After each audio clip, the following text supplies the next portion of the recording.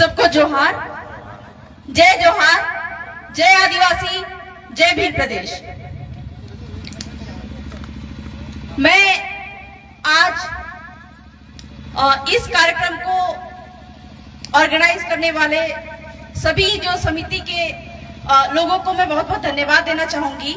साथ ही साथ हमारे पुरखे पूर्वजों को भी मैं बहुत धन्यवाद देना चाहूंगी, आभार प्रकट करना चाहूंगी कि उन्होंने मुझे इस काबिल बनाया कि आज मैं अपने आदिवासी समुदाय के लिए जो भी जल जंगल जमीन के अधिकार हैं उनको उनके समक्ष रखती हूँ, जो भी संवैधानिक अधिकार है उनको उनके समक्ष रखती हूँ। और आज के दिन में आदिवासी समुदाय, पूरे भारत के आदिवासी समुदाय अपने जल जंगल जमीन को बचाने में सक्षम हो चुके हैं।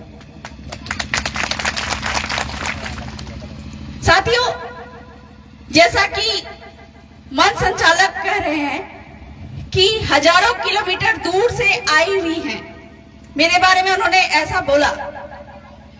मैं भी इस बात से बहुत ही आश्चर्य करती हूँ, क्योंकि कल तक मैं झारखंड की रहने वाली थी, लेकिन आज के दिनांक में मैं भील प्रदेश की बहू बन चुकी हूँ। तो इस प्रकार से मेरा एक अधिकार बनता है, मेरा फर्ज बनता है कि अपने भील समुदाय के लिए जो भी संवैधानिक अधिकार है, जल जंगल जमीन के अधिकार है, जिससे कि वो अपने जल जंगल जमीन खनिज पे अपना अधिकार जमा सके, वो सारी जानकारियां उन तक पहुंचे। कल तक मैं झारखंड में रहती थी, लेकिन आज यहाँ पे भील प्रदेश में मेरी उपस्थिति है। तो हमारे जो दो पुरखे हैं, बिरसा मुंडा और राणा पुंजा भील, उन्होंने आपस में तय किया कि हम लोग जो अपने जो दोस्ती है उसको रिश्तेदारी में बदलना चाहिए और भील प्रदेश का विस्तार हमको ठेठ पूरे भारत तक लेके जाना चाहिए। तो इस प्रकार से मैं आज यहाँ पे हूँ। दोस्तों, मैं बहुत बड़ी बात नहीं करती हूँ, मैं भाषण नहीं देती हूँ, मैं संविधान, भारत के संविधान की बात करती हूँ और हमारे जो आदिवासी भाई बंधु हैं उनके बीच में संविधान की बातें बताती हूँ। जैसा कि मुझे मालूम चला है कि हमारे आदिवासी भाई बंधु, जो यहाँ के भाई बंधु हैं, उनको संविधान का क ख ग भी नहीं पता है। तो मैं बहुत ही आसान तरीके से, हालांकि संविधान जो है वो बहुत आसान तो नहीं है, बहुत ही मुश्किल है, लेकिन बहुत ही आसान तरीके से मैं कोशिश करूंगी कि जो संविधान की बातें, जो अधिकार की बातें, जिससे हमारे जल जंगल जमीन और साथ ही हमारे अस्तित्व का भी बचाव हो सके। तो भीलों के बीच में एक बहुत ही महत्वपूर्ण एक नियम है, मतलब आदिवासी समुदाय के बारे में कहा जाता है कि वह अपने जल जंगल जमीन के लिए मर जाता है, कट जाता है। जल जंगल जमीन के साथ में भी एक और चीज है, अपनी स्त्री, अपनी औरत, वो किसी और के पास वो जाते हुए नहीं देख सकता है।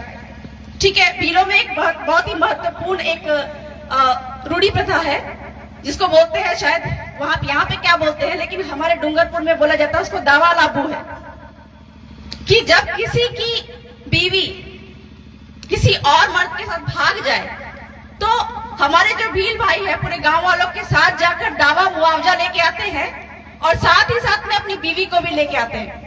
ठीक यही बात हमारे जमीनों पे भी लागू होती है, लेकिन जब हमारी जमीन कोई गैर ले जाता है तो हम केवल मुआवजा लेके खुश हो जाते हैं, जबकि हम अपनी जमीन क्यों नहीं वापस लेते हैं। और इसी रूढ़ी प्रथा को सुप्रीम कोर्ट जो है मानता है। तभी तो यदि कोई गैर आदिवासी हमारी जमीन ले लेता है, आदिवासियों की जमीन ले लेता है, तो ना सिर्फ उसका मुआवजा दिलाता है बल्कि उसको वो जमीन भी दिलाता है। और जितने साल तक जो गैर आदिवासियों ने वहां पे व्यापार किया हो, रोजगार किया हो, उन सबका मुआवजा भी दिलवाता है।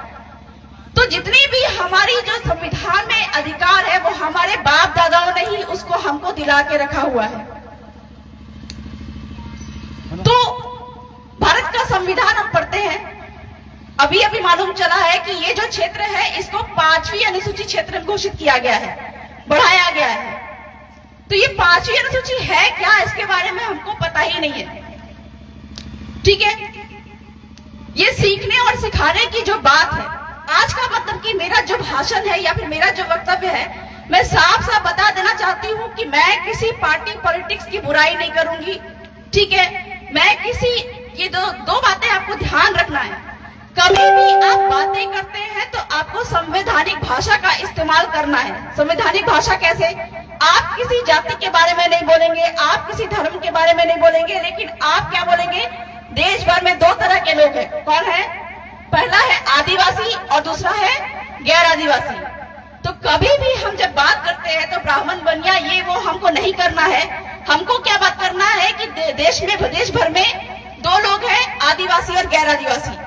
पूरे भारत के संविधान में जो भी बातें लिखी हुई है कि जल जंगल जमीन कैसे बचेगा, वो सुप्रीम कोर्ट आदिवासी और गैर आदिवासी की बात करता है।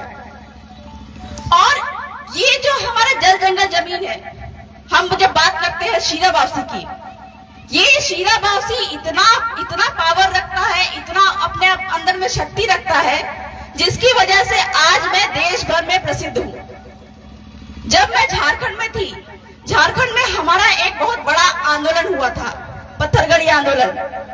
उसमें क्या हुआ था कि जो आदिवासियों के शीरा बावसी है, वो शीरा बावसी ने आदिवासियों की पूरी जमीन बचाई है। एक कोयल कारो डैम था, कोयल कारो डैम में हमारे जो आदिवासियों को विस्थापित किया जा रहा था, तो वहां पे आदिवासियों ने क्या कहा कि साहब, सुप्रीम कोर्ट के सामने कहा कि साहब हम तो चले जाएंगे, हमको दूसरी जगह पे जमीन दे दो, हमको वहां पे मुआवजा दे दो, लेकिन हमारे जो पुरखे यहाँ पे जमीन पे गड़े हुए हैं, इनको भी उठा के जैसा का तैसा लेके जाओ और दूसरी जगह पे विस्थापित करो। कोई भी वहां पे वो हमारे पुरखों को उठा नहीं सकता, छू भी नहीं सकता, क्योंकि हमारे पुरखे रात में उनको तंग करेंगे। तो इस प्रकार से जो आदिवासी वहां से विस्थापित होने वाले थे, वो सुप्रीम कोर्ट की वजह से वहां पे वही के वही रह गए। अच्छा ठीक है, कांति भाई आ चुके हैं, 2 मिनट के लिए मैं अपनी बातों को विराम करती हूँ। ठीक है। हेलो सर, 1 मिनट वहीं रुकना, स्वागत के लिए ढोल वगैरह।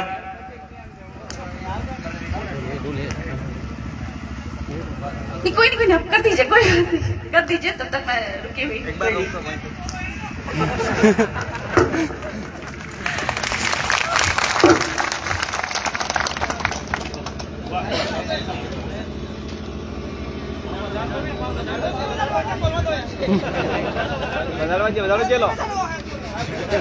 बजा दीजिए, बजा दीजिए। बजा दो। कोई बात नहीं, हमारा तो चलता रहेगा।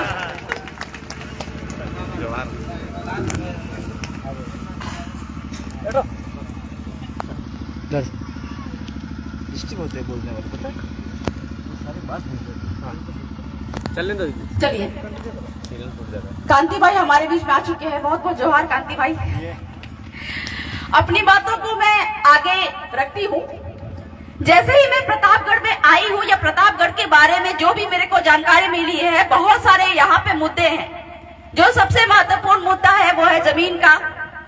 जो सबसे महत्वपूर्ण मुद्दा है वो है आपका पवन चक्की भी बैठा हुआ है, और यहाँ की जो चरवाहा जमीन है, जो खाली पड़ी जमीन है, घास जमीन है, उसको भी सरकार ले रही है। तो अभी जो भाई आए थे, उन्होंने मेरी ही बातों को दोबारा रिपीट किया था। मैं दोबारा ही आपको रिपीट करवाना चाहूंगी, जमीन के बारे में आप लोगों को बताना चाहूंगी कि यहाँ पे जो हमारे आदिवासी, सबको पता है कि पूरे भारत भर के आदिवासी इस देश के मूल मालिक थे, असली मालिक थे। ये मैं नहीं कह रही हूँ, ये माननीय सुप्रीम कोर्ट का 5 जनवरी 2011 का जजमेंट कह रहा है कि 8% आदिवासी ही इस भारत के मूल मालिक है। तो हम कहते हैं ये जल जंगल जमीन हमारा है, लेकिन कैसे है ये हमको मालूम नहीं चलता है। और जब कोई पूछता है कि ये जमीन किसकी है, तो हम क्या बोलते हैं कि ये जमीन सरकार की है। हमारे यहाँ पे लड़कियों को जमीन में हिस्सा नहीं दिया जाता। आपके यहाँ पे दिया जाता है क्या? नहीं दिया जाता। क्यों नहीं दिया जाता है? जबकि गैर आदिवासियों की संस्कृति में, अभी कानून में आदिवासी गैर आदिवासी लड़कियों को जमीन में हिस्सा दिया जाता है। 2 तरह के कानून हुए। तो आदिवासी समुदाय में हमारे पुरखों से ये व्यवस्था चलती आ रही है कि हमारे आदिवासी लड़कियों को जमीन में हिस्सा नहीं मिलता। क्यों नहीं मिलता? क्योंकि हमारी आदिवासी लड़कियां कल को गैर आदिवासी से शादी कर लेगी तो अपनी जमीन गैर आदिवासी के पास में चली जाएगी। ठीक है, इसीलिए हमारे पुरखों ने ये व्यवस्था बनाई कि हमारी जमीन को किस लड़की को नहीं देना है, ठीक है। लेकिन आज हम क्या कर रहे हैं, अपनी जमीन गैर आदिवासी को भी बेच रहे हैं, अपनी जमीन सरकार को भी दे रहे हैं। तो आपको ये जमीन कहां से मिली? हम जो बोलते हैं कि ये जमीन सरकारी जमीन है, आपको जानना पड़ेगा कि ये जमीन हमारी कैसे है। हम क्या बोलते हैं कि हमको ये जमीन कहां से मिली? बाप के बाप के बाप के बाप से मिली। हर यहाँ पे हर व्यक्ति को अपनी जो जमीन मिलती है वो बाप के बाप के बाप के बाप से मिलती है। अगर सरकार की जमीन यहाँ पे है तो सरकार अपने बाप का नाम बताए, तो सरकार के बाप का नाम है? नहीं है। हर 5 साल में सरकार के बाप का नाम बदल जाता है।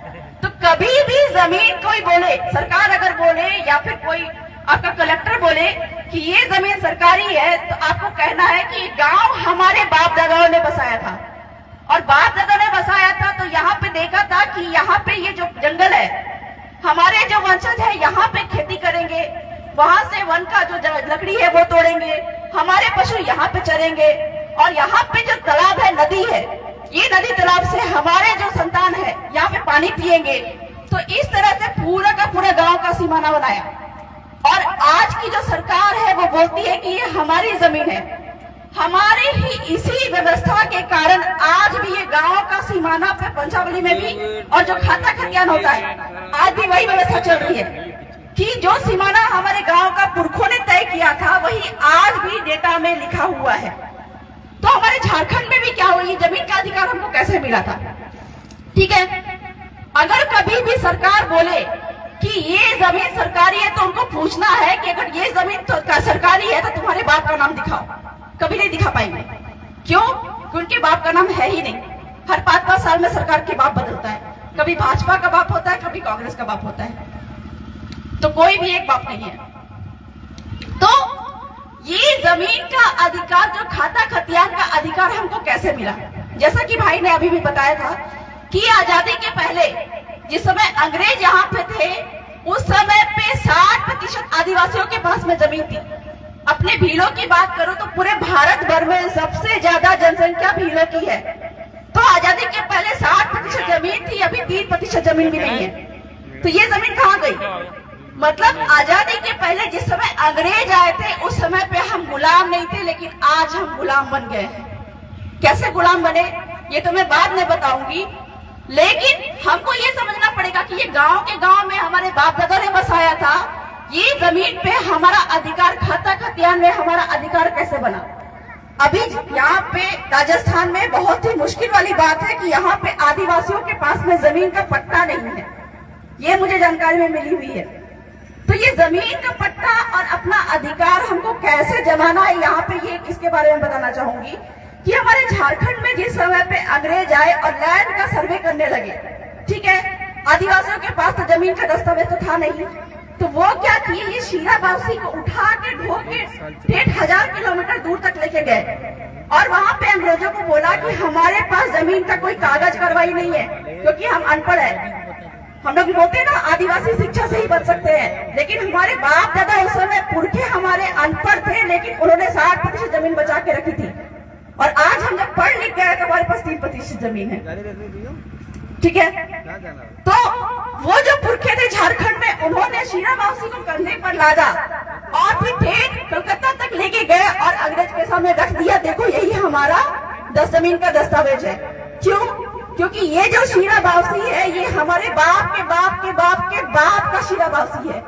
जिस गांव को, ये गांव जो है, जैसे कि ये गांव किस अटक का गांव है। हमारे यहाँ पे क्या होता है कि मैं शादी के पहले कच्छप थी, तो कच्छप पुरखे थे, वो उस गांव को पहले बसाए हुए थे, कच्छप टाइटल के थे, कच्छप सरनेम, कच्छप अटक के थे। तो किसी एक सरनेम, किसी एक अटक के व्यक्ति वहां के पुरखे होते थे, उन्होंने उस गांव को बसाया था और उसी अटक के नाम पे वहां पे जब परंपरागत पटेल होते हैं, गमेती होते हैं, वही वंशानुगत बैठते जाते हैं। तो इस प्रकार से वो जो वहां पे झारखंड के हमारे पुरखे थे, वो शीराबासी को लेके गए और बोले, पहला जो हमारा पुरखा हुआ करता था उसका शीराबासी को ले जाके अंग्रेज के सामने पटके और बोले कि यही हमारे जमीन का दस्तावेज है। तब जाके अंग्रेजों ने वहां के आदिवासियों का नाम जमीन पे चढ़ाया, सॉरी कागज में चढ़ाया और फिर वंशावली का निर्माण करना शुरू किए। इस प्रकार से पूरे भारत के आदिवासियों को जमीन पे अधिकार मिलना शुरू हुआ। और जिस समय पे अंग्रेज यहाँ पे आए थे, और ये जो राजस्थान की हम बात कर रहे हैं, बोलते हैं कि रजवाड़ा था, प्रतापगढ़ भी रजवाड़ा था, तो ये रजवाड़ा था। लेकिन मेरा ये कहना है कि रजवाड़ा होते हुए भी आदिवासी स्वतंत्र थे, आदिवासी कभी गुलाम नहीं बने। ये तो मतलब कागजी बात है, बहुत सारी चीजें कागजी बात है, लेकिन मैं ये कहना चाहूंगी कि आदिवासी कभी गुलाम नहीं बने, क्योंकि जो भी गुलाम बने थे उन पे अंग्रेजों के सारे अंग्रेजी कानून लागू होते थे। लेकिन आदिवासी पर आजादी के पहले कोई भी अंग्रेजी कानून लागू नहीं होते थे। जैसे ही आजादी खत्म, आजादी शुरू हुई और ब्रिटिश अंग्रेज यहाँ से चले गए, वैसे ही आदिवासी गुलाम बनना शुरू हो गए। और इस प्रकार से आजादी के पहले हमारे गांव में कोई पुलिस नहीं घुसती थी, गांव के कमेटी से पूछ के घुसती थी। आजादी के बाद में गांव के बिना पूछे ही वो गांव में घुस रही है और किसी को भी उठा के लेके जा रही है। आजादी के पहले यहाँ तक कि मुझे पता है कि कब तक आपके होश संभालते तक में गांव में जब पुलिस घुसती थी तो गांव के कमेटी से पूछ के घुसती थी कि नहीं घुसती थी? किसी को पता है? गांव में जब पुलिस घुसती थी तो गांव के कमेटी पचपटे से पूछ के घुसती थी या नहीं? पूछ के घुसती थी, पहले पूछ के घुसती थी। ये आजादी के बाद तक की बात है, जब तक कि पेशा कानून नहीं आया था, panchayat extension to scheduled area, PESA कानून जब तक नहीं आया था तब तक गांव में पुलिस जो है डायरेक्ट नहीं घुसती थी। क्यों? क्योंकि यहाँ पे आदिवासियों का अपना देश था, अपना कानून था। ठीक है, ये ब्रिटिश की नजर में अंग्रेज जिस समय यहाँ पे शासन करते थे, उन्होंने आदिवासियों को कभी गुलाम नहीं बनाया। और मैं जितनी बातें कर रही हूँ उसका डॉक्यूमेंट है, उसका दस्तावेज है, मैं हवा में बातें नहीं कर रही हूँ। तो आदिवासी उस समय पे आजाद थे। जैसे ही अंग्रेज गए तो उन्होंने बोला कि हम तो, उन्होंने जब सर्वे किया, जिस समय वो देश में शासन करने वाले थे, ऐसे शासन नहीं किए। अभी हम भारत के संविधान से शासित होते हैं, उस समय अंग्रेज के संविधान चलते थे और उसमें लेकिन आदिवासियों को विशेष अधिकार थे। क्यों? आदिवासियों पे कानून नहीं लगते थे। क्यों? क्योंकि जिस समय पे यहाँ पे अंग्रेज शासन करना चाह रहे थे तो हमारे आदिवासी उनको लड़के भगाया। इस कारण से जो आपका मानगढ़ पे 1507 आदिवासी मरे थे, वो ऐसे नहीं मरे थे। जो रजवाड़े थे, अंग्रेज के प्रतिनिधि थे, उनको हमारे बाप दादाओं ने 1507 आदिवासियों ने लड़ के भगाया।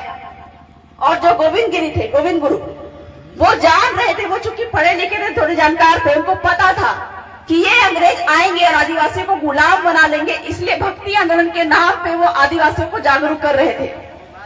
और इस प्रकार से वो 1507 आदिवासी ने मर के हमको आजादी दिलाई।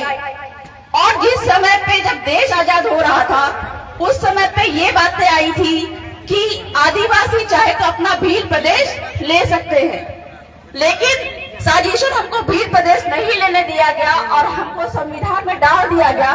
लेकिन शर्त ये रही कि आदिवासियों जो भी हम कानून यहाँ पे लगाएंगे, कार्यपालिका, न्यायपालिका, विधायिका, जो भी हम यहाँ पे लगाएंगे, उसमें हम आदिवासियों की रूढ़ी प्रथा और ग्राम व्यवस्था को बिना नुकसान पहुंचाए हुए हम लगाएंगे।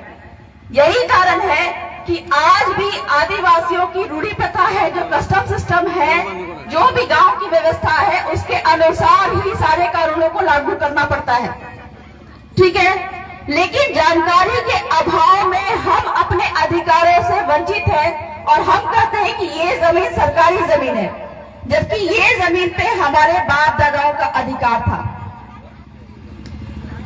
तो कभी भी अगर सरकार बोले कि ये खाली पड़ी जमीन सरकारी है, तो उनसे ये जमीन का दस्तावेज मांगना है। एक बहुत बड़ा यहाँ पे जो मुद्दा है वो है वन विभाग का, कि वन विभाग यहाँ पे बहुत ही धांधली कर रही है। लेकिन फिर यहाँ पे वही बात आती है कि अगर हमारे बाप दादा जितनी जमीन हमारे नाम की थी उतनी जमीन ही ना हमको देके जाएंगे, पड़ोसी की जमीन तो देंगे नहीं। ठीक उसी प्रकार वन विभाग की जमीन जो है वो आदिवासी क्षेत्र में आजादी के समय में नहीं थी और आजादी के बाद अचानक से उनके पास में कहां से आ सकती है। मतलब जितनी जमीन हमारे बाप के नाम पे थी उतनी ही जमीन हमको देके जाएंगे, पड़ोसी की जमीन तो नहीं देके जाएंगे। दीदी हो गया। ठीक उसी प्रकार आजादी के पहले जो वन अधिकार अधिनियम अभी लागू है देश में, वो वन अधिकार अधिनियम आदिवासियों पर लागू नहीं पड़ता था। लेकिन आजादी के बाद गलत तरीके से आदिवासियों पर फॉरेस्ट का अधिकार हो गया और आज फॉरेस्ट बोलता है कि यहाँ पे जो जमीन है वो हमारी है। तो ठीक यही बात जो कल तक हम सरकार से पूछने वाले हैं कि तुम्हारी जमीन यहाँ पे है तो तुम्हारे बाप का दस्तावेज दिखाओ, ठीक यही बात हमको फॉरेस्ट विभाग से भी पूछना है। सूचना के अधिकार अधिनियम के तहत हम जानकारी मांग सकते हैं कि अगर फॉरेस्ट विभाग यहाँ पे बैठा है तो फॉरेस्ट के बाप का नाम दिखाओ। कभी नहीं दिखा पाएंगे। क्यों? एक उदाहरण बता रही हूं मैं। गुजरात में रतन महल का जंगल है, वो जंगल बहुत बड़ा है। वहां पे वन विभाग ने क्या किया, गलत तरीके से वहां पे बहुत बड़ा जंगल को अपने अधिकार क्षेत्र में लेके वहां पे रीछ अभयारण्य बिठाया। ठीक है, वहां की जो पटेल कमेटी है उनको हमने जानकारी दी कि ये आपके अधिकार है, ये कानून है, इसके तहत आप यहाँ पे कार्रवाई करिए। जब उनको अधिकारों की जानकारी हुई तो वन विभाग से उन्होंने पूछा कि ये जो वन विभाग आप बोल रहे हैं कि आदिवासी आपकी है और ये रीछ अभयारण्य बना रहे हैं, तो आप ये बताइए कि ये रीछ अभयारण्य किनके नाम पे है, वन विभाग के नाम पे है क्या? जब ये बात उन्होंने पूछा तब मालूम चलता है कि वो वन विभाग और वो रीछ अभयारण्य 114 आदिवासियों के नाम पे थी। किसी वन विभाग के नाम पे नहीं थी, 114 आदिवासी के नाम पे थी। क्यों थी? क्योंकि बाप के बाप के बाप के बाप का दस्तावेज आदिवासियों के पास है। ये जो गांव है, इस गांव में जो भी बाप के बाप के बाप के बाप का दस्तावेज है, उसी का ये पूरा का पूरा गांव होता है। तो जब वहां पे वन विभाग से ये मालूम चला आदिवासियों को कि ये जो वन विभाग है वो 114 आदिवासी के नाम पे है और वो रीछ अभयारण्य के नाम पे जो वहां पे टैक्स कट रहा है, वो वहां पे टेंट सिटी बना हुआ है, वो वहां पे रेस्टोरेंट चल रहा है, वो जो भी तरह की चीजें हैं, वहां की कमाई कौन लेके जाता था? वन विभाग लेके जाता था। तो जिस दिन उन आदिवासियों को मालूम चला तो वहां की कमेटी ने क्या बोला कि हम वन विभाग को हम कोर्ट में लेके जाएंगे। जब ये बात उनको मालूम चली तो वो डर गए और बोले, आदिवासियों को बोले कि ठीक है, ये छोटा सा रेस्टोरेंट यहाँ पे चल रहा है, छोटा सा यहाँ पे जो भी रेस्टोरेंट है आप इसको चलाइए। मालूम चलता है कि उस रेस्टोरेंट की एक दिन वो वहां पे जो कमेटी वो रेस्टोरेंट चलाता था, तो उस रेस्टोरेंट में उसकी एक दिन की कमाई 1 लाख रुपए होती थी, मतलब महीने की 30 लाख रुपए, सिर्फ एक छोटा सा रेस्टोरेंट की वजह से। तो ये जानकारी की वजह से आदिवासियों को मालूम चला कि इस गांव के सीमाना के अंदर के जितने भी जमीन है, खनिज है, वन है, नदी है, तालाब है, वो आदिवासियों के नाम पे है। तब जाके वो अपनी लड़ाई अच्छे से लड़ पाए। झारखंड में जहां पे मैं रहती थी, ठीक है, उसके आपका आधे घंटे की दूरी पे खुटी नाम का जगह है, वहां पे 10 लाख टन सोना निकला। आदिवासियों की जमीन थी, 10 लाख टन सोना निकला। ठीक है, वहां पे आदिवासियों को जब अपने संवैधानिक जानकारी की प्राप्ति हुई, हमसे हुई, तब उन्होंने क्या कहा कि हम ये 10 लाख टन सोना जिस जमीन पे है वो जमीन हम सरकार को नहीं देंगे। कायदे से यहाँ पे इस गांव में अगर सोना, लोहा, चांदी कुछ निकलता है तो हम क्या सोचते हैं, वो जमीन किसकी हो जाएगी? सरकार की हो जाएगी। खनिज कौन ले जाएगा? सरकार ले जाएगा। जो भी लोहा, सोना, चांदी तो छोड़िए, पत्थर निकलता है वो सोचते हैं हम कि ये पत्थर सरकार लेके जाएगा। तो वहां के आदिवासियों को जब मालूम चला तो उन्होंने कहा कि नहीं, ये जमीन हम सरकार को नहीं देंगे। और 272 गांव वहां पे बैठा, 15,000 लोग थे, 15,000 गांव के बीच में कलेक्टर साहब खुद जमीन पर आए और उनको जमीन पे बिठाया गया और बोला गया कि बिना ग्राम सभा की अनुमति के आपको 1 इंच जमीन भी नहीं मिलेगी। ये मैं नहीं कह रही हूँ, ये आपका संविधान कह रहा है और ये आपका भूमि अधिग्रहण कानून 2013 का सेक्शन 41-42 कहता है कि बिना ग्राम सभा की अनुमति के कोई भी जमीन का अधिग्रहण नहीं हो सकता। तो जब भी जमीन का अधिग्रहण होता है तो हम कहाँ पे जाते हैं? हम किससे लड़ने जाते हैं? हम जाते हैं नेता से लड़ने के लिए, हम जाते हैं मंत्री से लड़ने के लिए, हम जाते हैं सांसद विधायक से लड़ने के लिए। तो वो जिम्मेदार नहीं है। कोई भी जमीन को आपको अधिग्रहण करने से बचाना है तो उसके लिए 3 लोगों के पास आपको जाना है। कौन कौन? कलेक्टर, राष्ट्रपति और राज्यपाल। क्यों? क्योंकि आपके राजस्थान टेनेंसी एक्ट यानी कि जो काश्तकारी अधिनियम है उसके तहत जो जमीन है बिना कलेक्टर की पूर्व मंजूरी के किसी को नहीं दी जाएगी।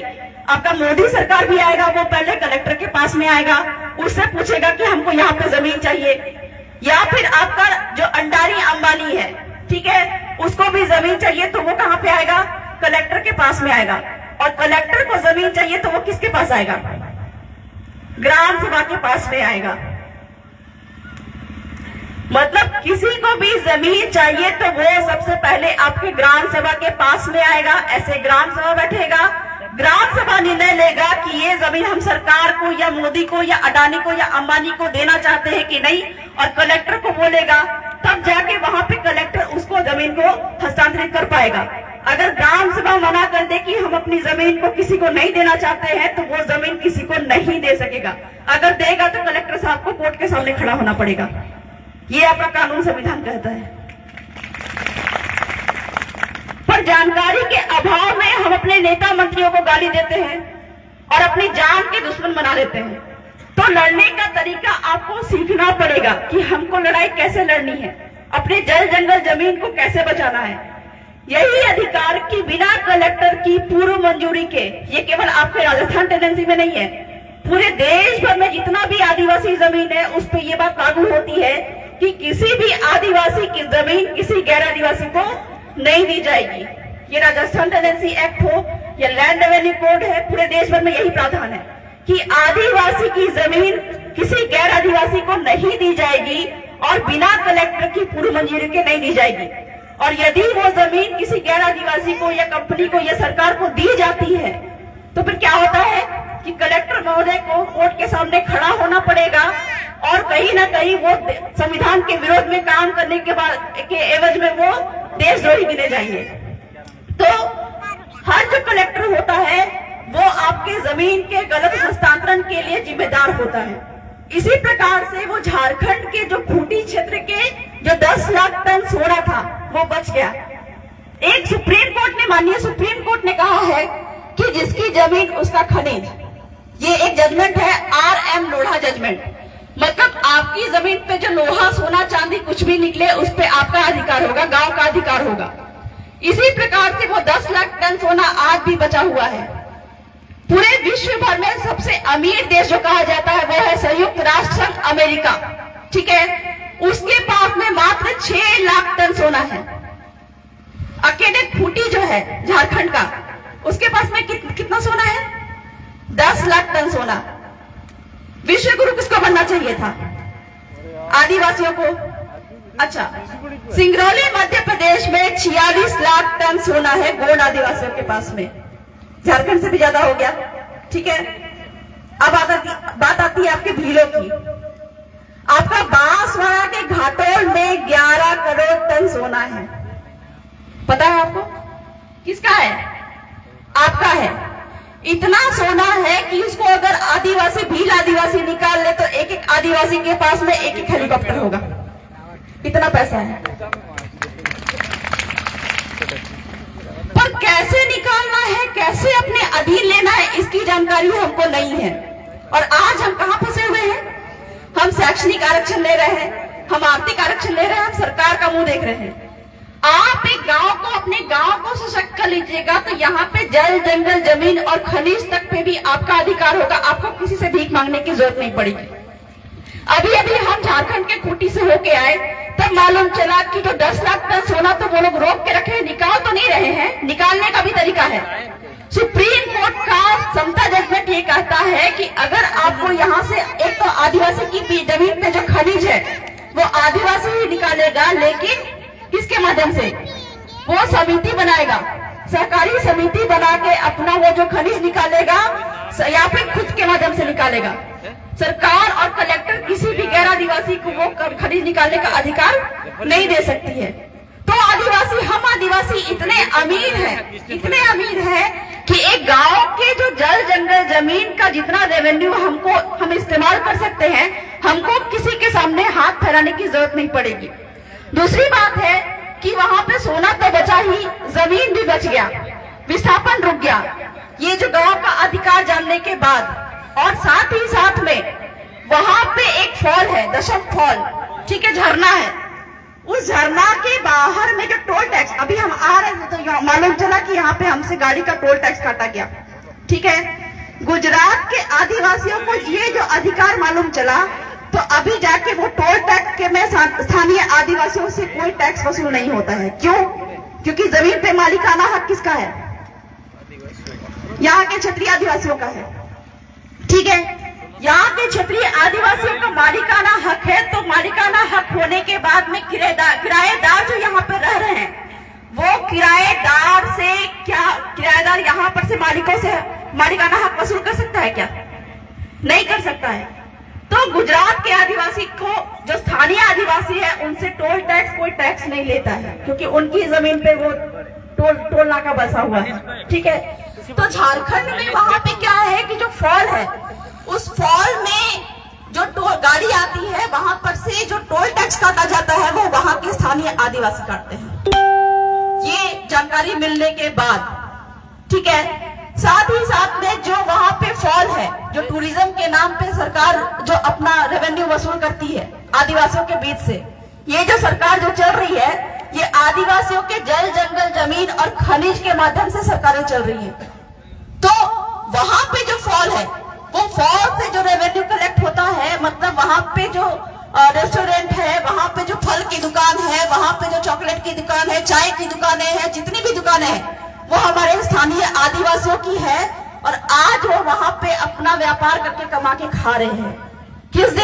जिस दिन उनको मालूम चला कि हमारे संविधान में, हमारे 5वीं अनुसूची में हमारे गांवों को ये अधिकार प्राप्त है, उस दिन उन्होंने अपना साथ अपना विकास करना शुरू कर दिया। तो जिस दिन हमारे हर एक आदिवासियों को अपने हक अधिकार की जानकारी हो जाएगी, उस दिन हमको किसी के सामने हाथ फैलाने की जरूरत नहीं पड़ेगी। दूसरी बात है कि महाराष्ट्र में जो ट्राइबल सब प्लान का पैसा, मतलब आदिवासियों के विकास का जो पैसा आता है, वो भी कैसे आता है कि पहले मंत्रियों के पास में जाता है, मंत्रियों के पास में, कलेक्टर के पास में जाता है, और तब जाके गांव में आता है, वो भी डायरेक्ट नहीं, योजना के रूप में। तो वो ट्राइबल सब प्लान का पैसा डायरेक्ट गांव को मिल रहा है। कहां पे? खूंटी में। महाराष्ट्र में भी मिल रहा था, राज्यपाल खुद आके आदिवासी गांवों को वो ट्राइबल सब प्लान का विकास का पैसा दे के जाती है। अभी झारखंड के खूंटी में भी मिल रहा है यही चीज। कब मिल रहा है? जिस दिन आदिवासियों को अपने हक और अधिकारों की जानकारी हो गई, उस दिन आदिवासियों ने क्या किया कि अपने जितने भी जल जंगल जमीन खनिज पे बोलना शुरू किया। किस माध्यम से? ग्राम सभा के माध्यम से। कि ग्राम सभा को उन्होंने सशक्त किया। मतलब कभी भी हमारा जो वंशानुगत पटेल जो चलता आ रहा है, कमेटी चलता आ रहा है, उसको बनाने की जरूरत नहीं पड़ी। उन्होंने उसको सशक्त किया और उसके माध्यम से कोई भी जमीन का जो अधिग्रहण होता था, वो अधिग्रहण के पहले ग्राम सभा बैठती थी, या फिर कोई विकास कार्य की जरूरत होती थी सारे चीजों के लिए, वो क्या करते थे कि ग्राम सभाओं के माध्यम से सारे चीजों का मतलब अपना विकास खुद से करते थे। तो जिस दिन हमको सारे बातों का संवैधानिक ज्ञान हो जाएगा, उस दिन हम अपना भी विकास स्वयं से कर पाएंगे। तो आप सभी से, समय का अभाव है, आप सभी से मैं ये अनुरोध करती हूँ कि अपने हक अधिकारों को जाने और अपने जो गांव को सशक्त करें, जिससे कि हमारा भी विकास हो सके। तो बहुत ज्यादा नहीं कहूंगी। जोहार, जय आदिवासी, जय भील प्रदेश।